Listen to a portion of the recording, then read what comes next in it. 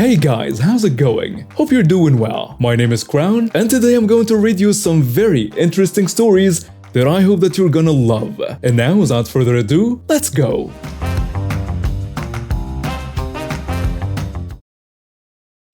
It was just another busy Friday night at La Bella Cucina, the Italian restaurant where I work as a manager. The clinks of cutlery, the chatter of happy diners, and aroma of garlic and herbs filled the air.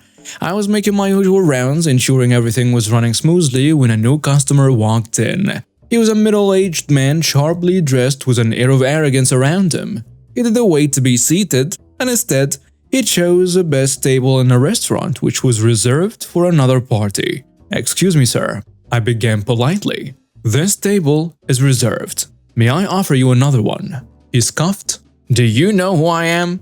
I'll sit where I please. Give me your best wine and a chef special." I tried to reason with him, but he wouldn't budge. Reluctantly, I complied, hoping to avoid a scene. The evening went from bad to worse. The man complained about everything. The wine was too warm, the food was too bland, and he was especially rude to the staff. Each time I apologized and tried to accommodate his demands. Then he crossed the line. He snapped his fingers at Maria, one of our waitresses, and he demanded, "Give me the chef. I need to teach him how to cook." Maria, visibly shaken, nodded and went to fetch the chef. Chef Antonio, a kind-hearted and passionate cook, came out to speak with the man. "Is there a problem with your meal, sir?" he asked politely. "Yes," the man bellowed. "This is unacceptable. I wanted 3 made, and I won't be paying for this trash." Antonio's face reddened. "Sir, I assure you, our dishes are prepared with the utmost care and quality ingredients." "I don't care, do as I say," the man demanded. Frustrated, Antonio returned to the kitchen. I tried to calm the man down, offering a discount, but he was furious. He stood up, knocking his chair over, and he started yelling, attracting the attention of the entire restaurant. "This is the worst restaurant. I'll make sure it gets shut down," he threatened. It was then that another customer who had been quietly observing stood up. "Sir, you're causing a scene. Please sit down." The man turned towards him.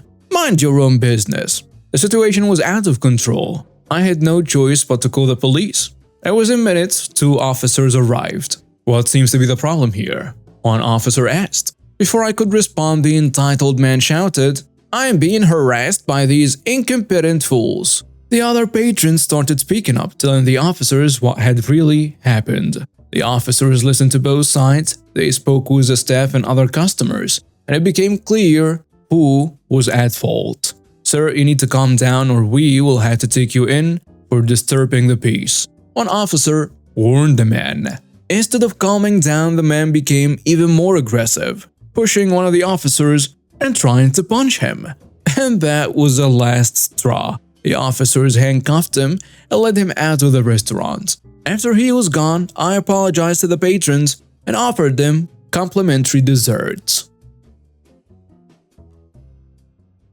My husband and I have always been the kind to lend a helping hand. So when his brother and his girlfriend needed a place to stay, we didn't hesitate. Big mistake, as we would soon find out. Husband's brother and his girlfriend weren't exactly the best house guests. They had a knack for breaking every rule we set. The last straw was when they borrowed our car without our permission. Husband and I decided it was time for them to go. We were packing up their stuff when my husband found something alarming in one of their bags. A tiny baggie with white powder.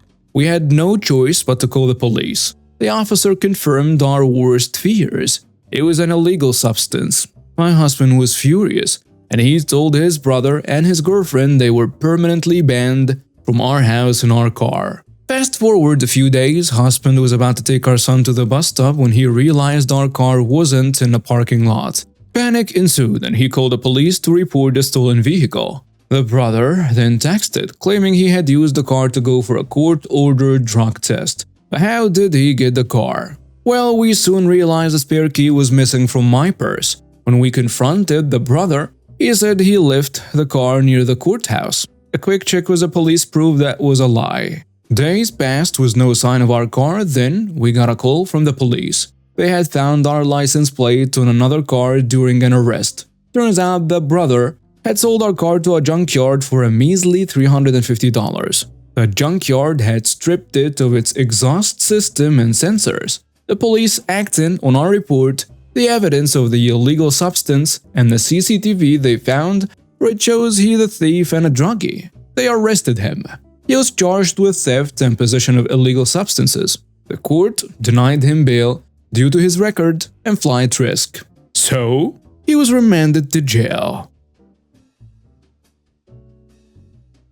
I, 28 female, find myself in a really tough spot and need some honest opinions on what I should do. My sister, 25 female, is getting married soon and my entire family is ecstatic. But I'm not.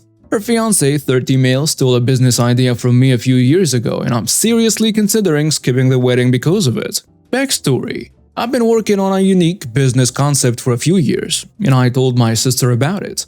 I thought we were close. Fast forward a bit and lo and behold, her fiancé launches the same damn business, basically stealing my idea and profiting off of it. This scheme is what is funding most of their wedding, for your information. I confronted them both about it and they played dumb, acting like it was just a coincidence. And they had no idea. I was furious, hurt and betrayed, but for the sake of the family, I decided not to press the issue any further. Now the wedding is approaching and my parents are pressuring me to attend after I mentioned to them that I want to skip it. They argue that family comes first and I should set aside my grievances for the sake of my sister's big day. On the other hand, I feel like attending would be a slap in the face, as I feel it would signal that what they did is forgivable and that I'm okay with being walked all over. So am I the jerk for wanting to skip my sister's wedding over this? Should I put aside my feelings and be there for her? Or is it fair for me to take a stand against what feels like a major betrayal? I am torn. Edit for information. A few of you really wanted to know what the business idea was. Well, I can't go into detail as it's pretty niche, would be easy to look up and find out a bit too much personal information on my brother-in-law. I can tell you though, it was an app idea. It's identical to the idea I was working on. Also, some people are defending my brother-in-law by saying that I wasn't going to go through with it. I have been taking part-time entrepreneurship classes at a local college. I was teaching myself how to build an app at the time. I told my sister about it and showed her what I was working on.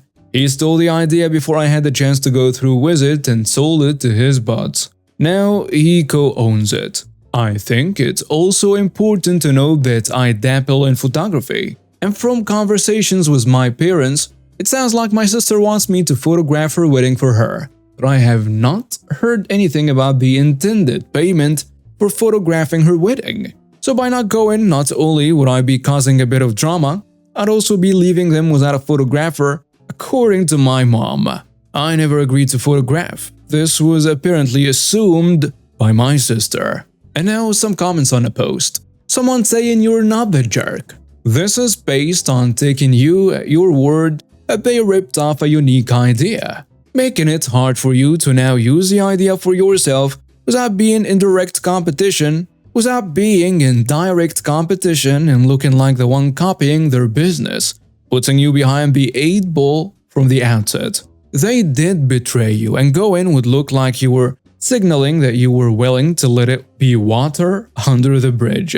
The thing is, jerks count on time healing and hiding all wounds, and they may be counting on it. That you would come around and they will get away with it with no real consequences. You don't have to be pressured into just taking it because the rest of the family wants to celebrate the wedding and pretend that your sister and her soon-to-be husband haven't stabbed you in the back. If you don't want to go, don't go.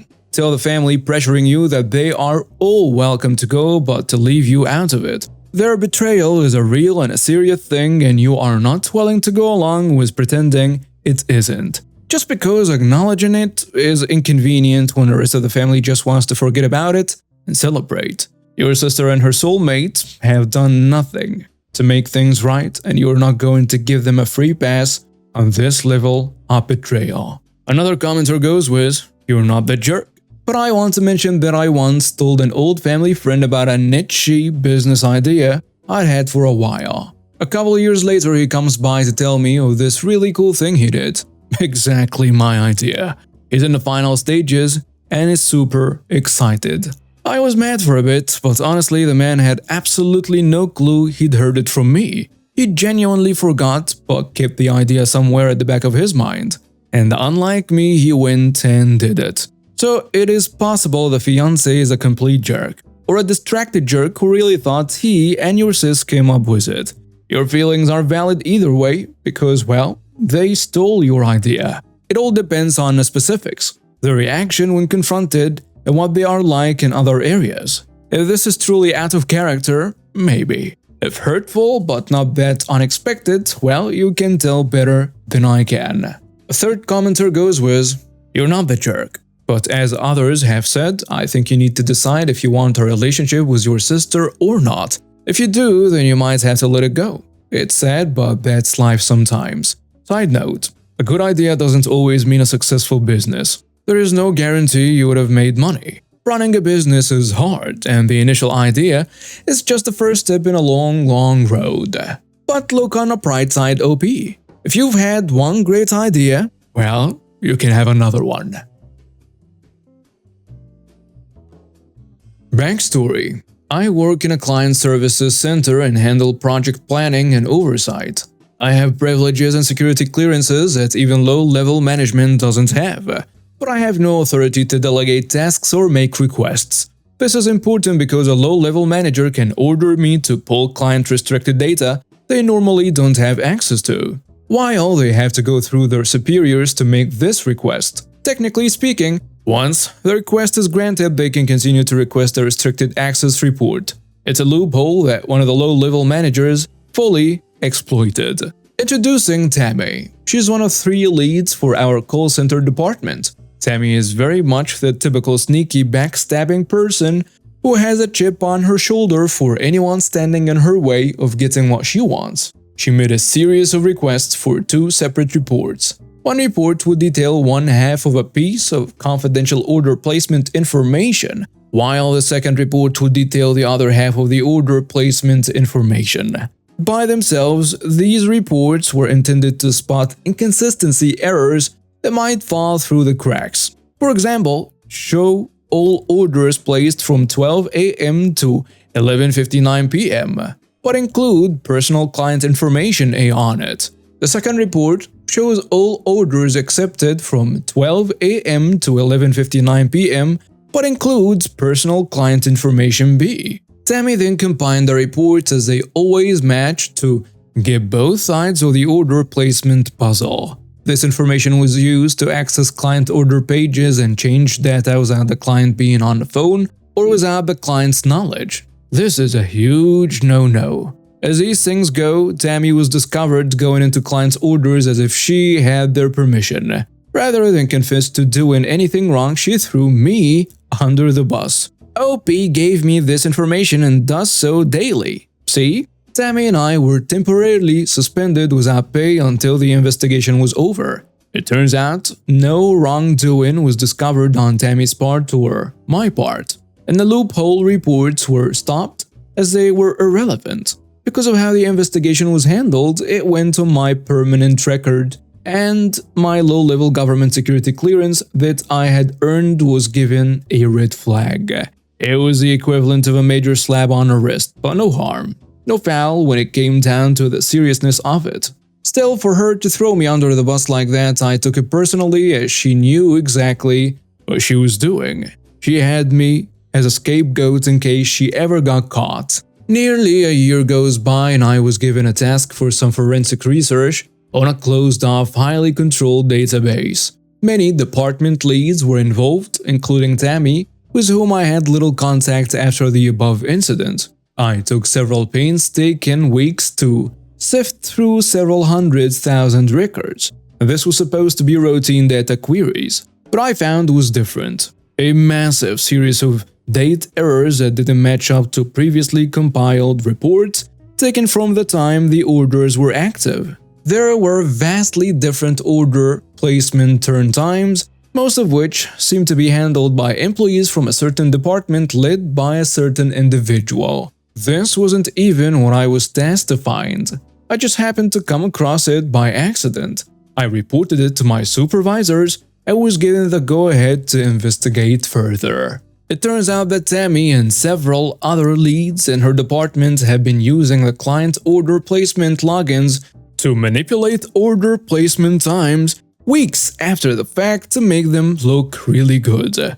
Because the clients appeared to change the order date, no red flags were raised during the first investigation on active orders. They were manipulating past orders a little at a time. They were the top department for months on end because of this and even received bonuses and recognition.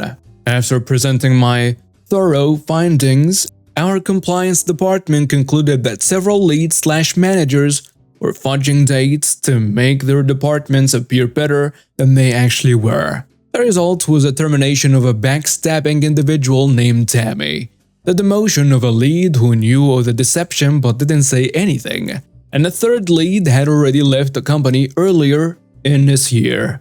I'm told that Tammy is also being sued for the bonuses and rewards she earned under false pretenses. The bonuses were over $5,000 for 1 year, which could be grounds for grand theft.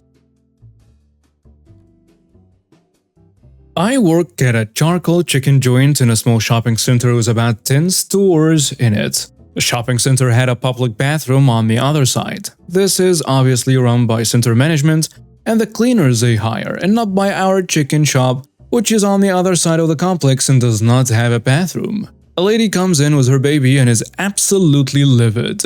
I am talking red with rage. It was just me working there because my coworker and manager called in sick for the day, so I was trying to think back to any mistakes I may have made and came up empty. She finally gets to the counter and starts yelling, telling me that I should be ashamed of myself. I ask her what's wrong and say that I can rectify the issue, and I just need her to calm down and tell me the problem. Apparently, she had gone to use a parent bathroom with her baby, and there was urine on the floor and baby stuff on a change table, and I need to go and clean it right this minute before someone gets AIDS, and because her baby needs a change. Well, I tell her, sorry, but I just work in a chicken shop. The public complex bathrooms are not my responsibility. I tell her she needs to knock on a cleaner's door opposite the bathroom and they will help. She was huffing about me wasting her time and being entitled, but leaves to go to the cleaner's room. At this point, I think it's all over, but no. About 3 minutes later, she comes back even more livid than before, and she yells, "The cleaner isn't answering. You need to do it now." I tell her I'm sorry, but I do not know where the cleaner is. I don't work under the same management, and again, the bathroom is not my responsibility. She keeps unintelligibly screaming things, so I left to get our record book out back and look at the emergency contacts to find the center manager. I apologize to the lady to try and get her to calm down and offer to call the center manager to see what can be done. I go out back to make the call and the manager picks up and I explain to her I've got a lady screaming at me about a dirty bathroom and I'm working my shift alone and she don't know what to do other than to call. She tells me she will call her cleaner and see what's up.